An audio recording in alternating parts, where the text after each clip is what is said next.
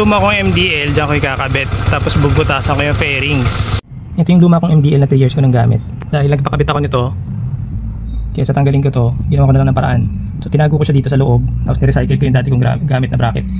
Yung ganito, bracket ng cabinet, ang patigas sa kantuhan. Tapos inipit ko lang siya dyan, sa bolt. Paano ko binutasan? Nasakto dun sa bilog ng lens ng MDL. So syempre, ayun yung MDL sa loob. Tapos, yan. So nilagyan ko ng marker dyan. Ilapat nyo yung kaha. Hayaan yung kumapit yung clip para yung actual na pwesto nya. Tapos yung butas, sundutin ko nito diretso. Tingnan ko kung saan tatama dun sa lens ng MDL. Ayan yung tama ng marker.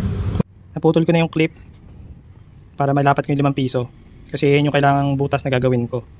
So doon ako nag-base. Kailangan ko lang umusog ng konti para masentro ko yung butas. So tantiameter.